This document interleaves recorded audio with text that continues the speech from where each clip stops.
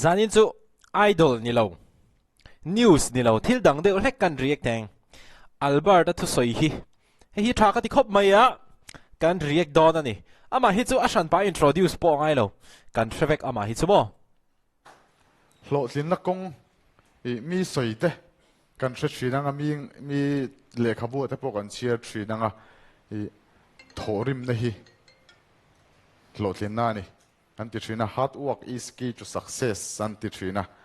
kan school a khanan tar ko zela ni lu chi bang han kai ka pom mi lo thunga ke chu thorim na hi thokrim fe kan tamania thingtlanga kalila ni tin kolani chuak chirin thantla borborin tlaya an honga rongan bol hala zing kara kho varolin an kalya rongan bolan nei na thok tu ma a lo thing lo kan ni zo kan ni a thokrim ki lo thing lo kan ni a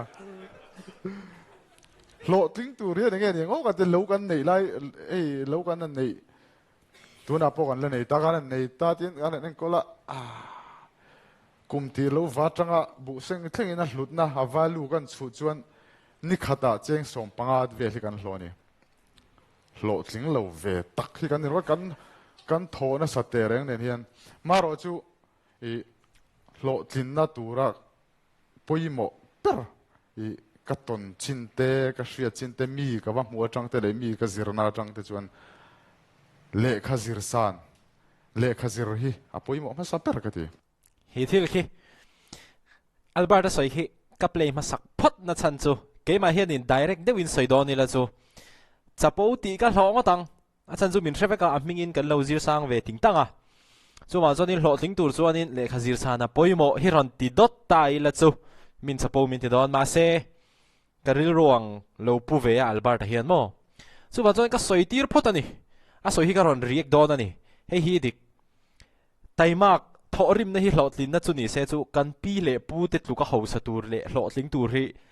anom chuang lo sum le pa ya hian mo amar chu kha ringot kha lo tok mi lo ani hard work is the key to success adik ma se thorim ringot hi hlotlin na ani mi lo hi kan hria dangai o thorim ringot hi hlotlin na ani mi lo ti hi kan hria dangai kan react zelanga lo man mo lo la uluk tewin lo ai tharu thil thateu deu kan react chuak don nia ke ma chuan a chan chu kan chen kan kho chen mai te a khian ka thian pa ko leisa ka kalpui thin hi so thing a ching ani college kan zo vele khana hong hala ni chuan khuwa thok ngar ngara kumin mars tha khan so thing a shal zowa kum kha chunga tho chu kha noi so ma chuang ani kan zirtir do pain bi don folian big atiang deu khan a so thing kha hlok big deu ani kong hi a ko big nge ni mystery kut nu chu moi nge yang thu thleng siam ro rowa khatiang deu bok khan vok vul ro rowa lo nei ro rowa so thing nei ro rowa youtuber ro rowa adik youtuber ro ro te hiaron soi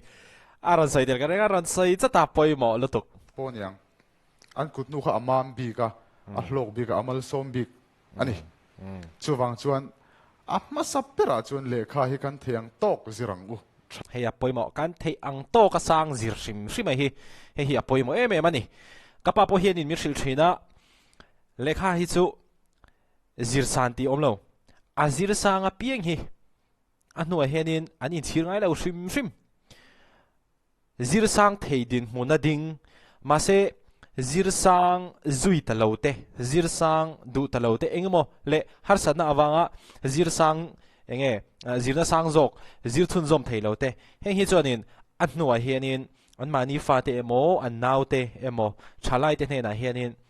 kalo zir lo kha chu o hi anti chok ani o hi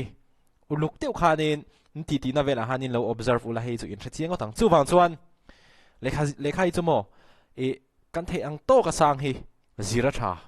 ha Alberta hen ron soi tha ka ti khop maya soi thong khanin ke ba hianin video shan pa in siamin ron soi doti la chu chapo min tin tam ngota chu wang chuan hetia ka ron riak hi tha ka ti jok talai te chuan ti ka point adik apa ni na chuan thorim na ala ni chuang lo ani no keima chuan thorim nei chu appoint thum na ka da ni lo tin na kong poi mo arwal pol tokin ani kho se tokin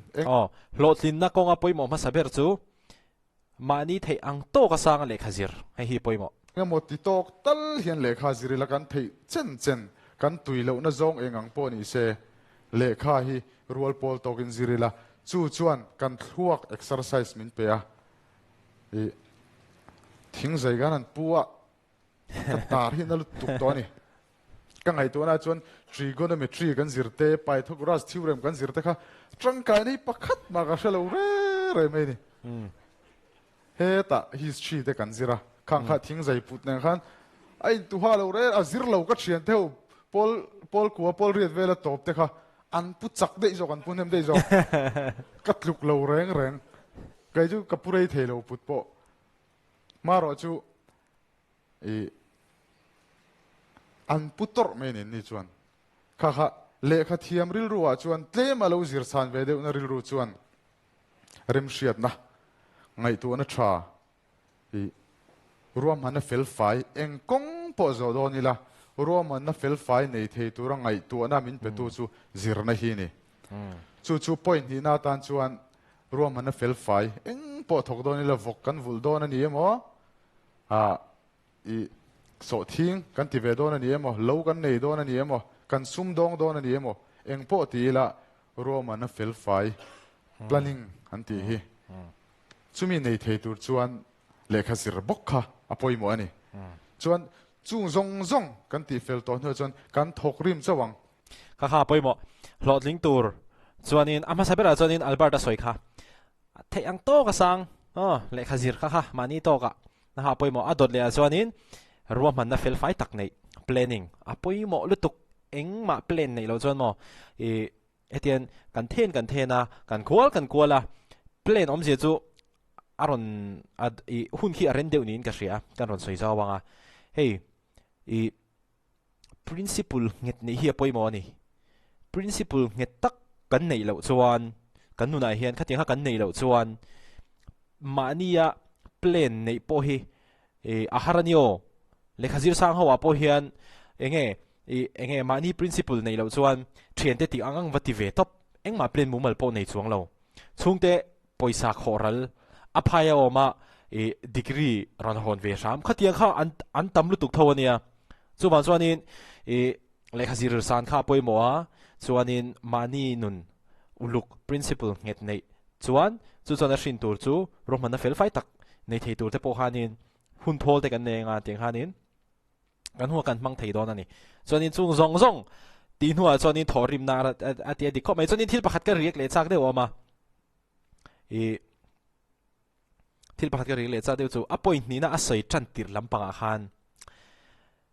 a thil soi pakhat ka riek du chu hei ke ni te po science te ss te match te science te match te class 8 9 10 kan ni te khanin zeb lo chuanin kan tui bik mi lo nuam po kan ti chuang lo boring te kan ti ve thau ni ma se pi lo chunga boring ti chunga le har ti chunga thiam lo wa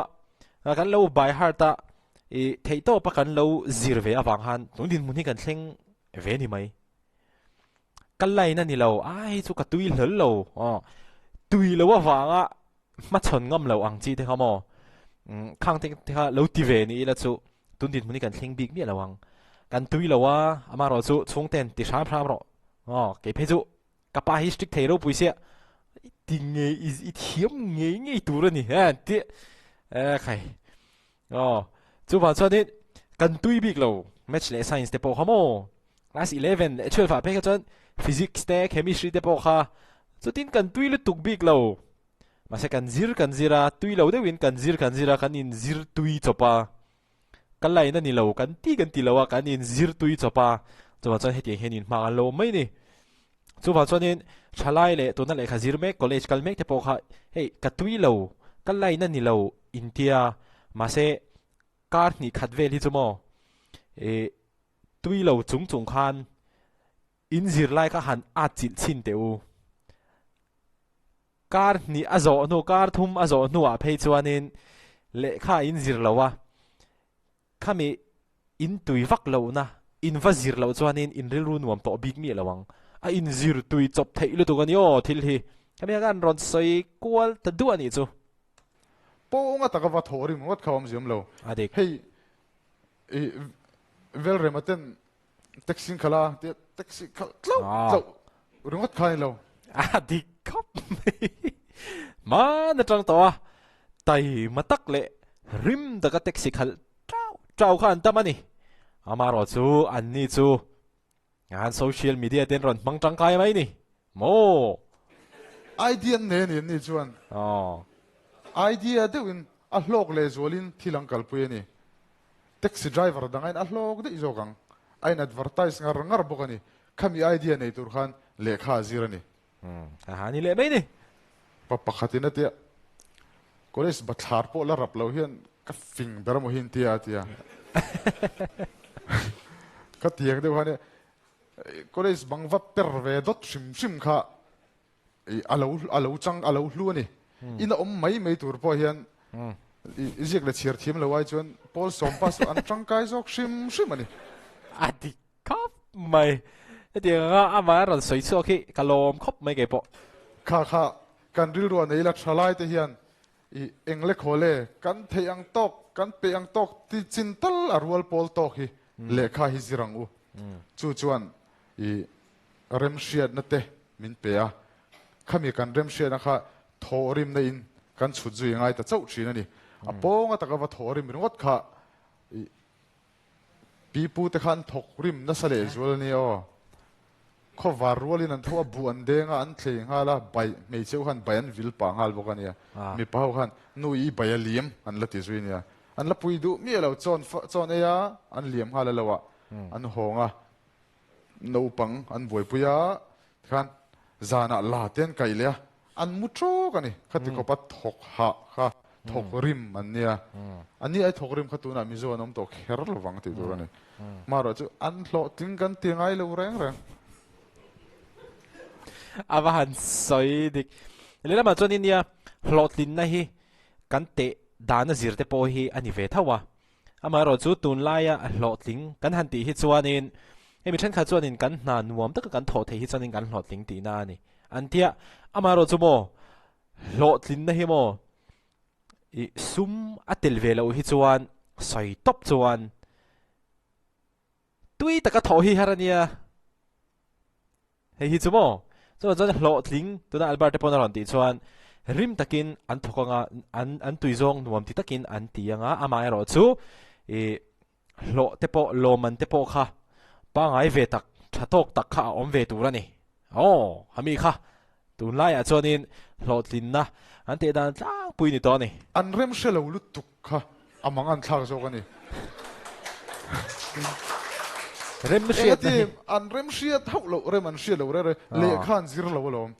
mi zo te ma kan son na chan chi chu ziak le chiar kan thiam atang chi na ni adik zirna tang bokin ma kan so na kan chang kang chana chu mi zo tu na ma son chak em kan ni na chan hi ani chu vai India ram puma 100% literacy rate tiang ang title te po kan nei der ani hatrong an ma mai kan son chak ani chu po chu zirna wang bok ani eng po ti don ni la thalai te kan fa te po niang no pang hi kan dim doi talu tu ka pakhata chun tu na chun chen chu patling te point nianga kan duata thil ti theilo tu ra te kan nga ya ke ni phe kha chu school kan banga silpar kha pol nga tren kan nei chi ani thing tlang kil khor motor fura lu theilo na khwa tun thleng kan lo mania kan lo thin lo je chu tu la hen kan inspire thelo chu thing tlang khomong pinga motor fura lu theilo na ko ma mi in kan la lu azui nia chu tiang thu soi da chu ilangai chadu alom omlet ling zo ai ngai to mai ni hi albar ki mo chuanin a video pakhat ka ena thu soi tha ka ti deuh ke poina karil ro om reng karon soi chuak leang sarkar po hianin hemi agrotourism te po hi aron ngai sakta emema alomom khop mai ani atiani albar khian mo ama ro chu sarkar po na miron ngai saklo po ni se keini chon hetiang hengang kalpui zelang sarkar puina le sarkar til kherlo po in keini chon hetiang henin agrotourism hi kan kalpui zelang tiang zong khanin soyani kakha kangai dana ni acha ka tilatuk achan chumo sarkar mamo mi lawa kanin tungding theiani nga chuan hei tluka enge thil nuam le thil thai lom lo achan chu nei sarkar chu a in thak renga politics ate nom boxi dehan thun tiam zon zota an thu tiam an ti hlot ling le lei thei thin boxi lo mo amaro chu mi sing kan inang lawa chu tiang ani rual chuan nakina leha kan zir zo huna te po sarkar mamo kherlawa mania dependent taka kan ding theiani chuan chu du thu sa mani hey state danga ka thian te hi ka ti pui thina private company lian tak multinational company a thok chin te le thok phachin te le thok mek te chuan mo sarkar na hi hulam metro state india metro state a chuan sarkar na hi ngai sang lo rap achan chu multinational company thok thei chin te chuan company changin benefit an dong thasi engkim puina an dong thabok si chu fan chuanin khatiang ang sarkar mamo lowa om thengat te phei ka chuan mo sarkar na hi ngai sang vak lo ani metro khopui lian tak a phei chuan amaro chu sarkar na kha wadan hiam na tur ti na han ni chuang mi lo nia na hrim chu tha amaro chu kami ha karon soi mai ni chu alberta athu soi kapom deu chu sarkar mamo kherlo pon le sarkar puina tel kherlo pon keni chuanin kan ti zelang ati lai te kha o sarkarin puilo pon ise ani chun kal zelon khalai kha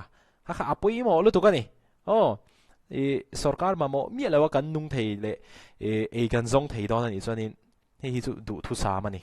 amaro chu engtin nge kan ngai to chwa theiang kan ti chuan a soi ma sak ber kha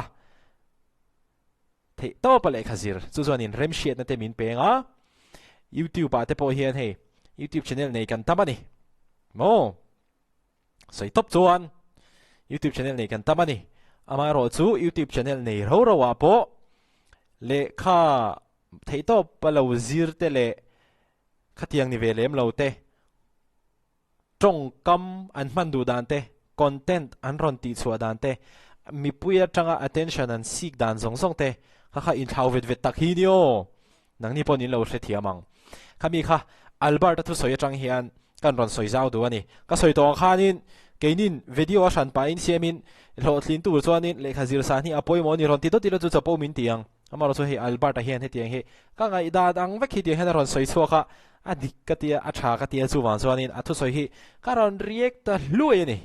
play zelang ro pui lo rep ko pa ka in sit lu to kan zana ka thul le me dong katia maro chu chi to silo min muni kholo zo vek to don sia azia lo lu to ken ka sia maro chu tu na hian LDC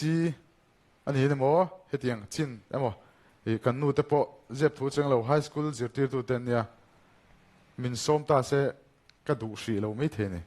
ka hlok zok a chan chu